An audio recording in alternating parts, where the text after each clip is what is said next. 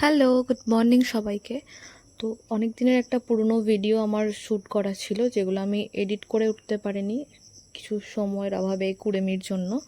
তো রবিবার আমি কোনো ভিডিও শ্যুট করতে পারিনি, কারণ আমার শরীরটা ভীষণ খারাপ ছিল। তাই ভাবলাম পুরনো ভিডিওটাই আজকে এডিট করে তোমাদের সাথে শেয়ার করি।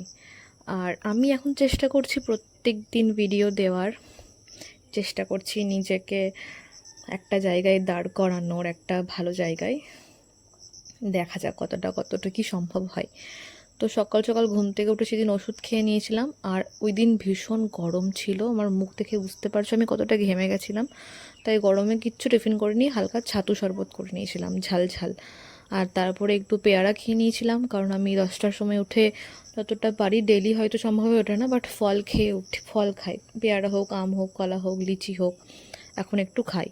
আর সেদিন বড়মশাই ডাব এনে দিয়েছিল, তো তার জন্য আমি একটু ডাবও খেয়ে নিলাম, কারণ এই গরমে ডাব খাওয়া শরীরের পক্ষে কতটা ভালো আমরা সবাই জানি। এই ভিডিওটা মে মাসে শ্যুট করা, এখন তো বর্ষাকাল চলছে, ইদানিং 2-3 দিন ভালোই বৃষ্টি হচ্ছে। আমার তো বেস্ট সিজন শীতকালটাই লাগে, না বর্ষাকাল ভাল লাগে। বর্ষাকালে একটা ক্যাচক্যাচানি ভাব থাকে বৃষ্টির মধ্যে, আর গরমকালে তো মানে বলাই যায় না। শীতকালটা সবচেয়ে ভালো, একদম রোদ ঝলমলে আকাশ, ঠান্ডা ঠান্ডা ওয়েদার, সব কিছু খেয়েও আরাম, পরেও আরাম, ঘুমিয়েও আরাম। তো কী আর করবো, আমাদের মানুষের কোনো কিছুই সহ্য হয় না।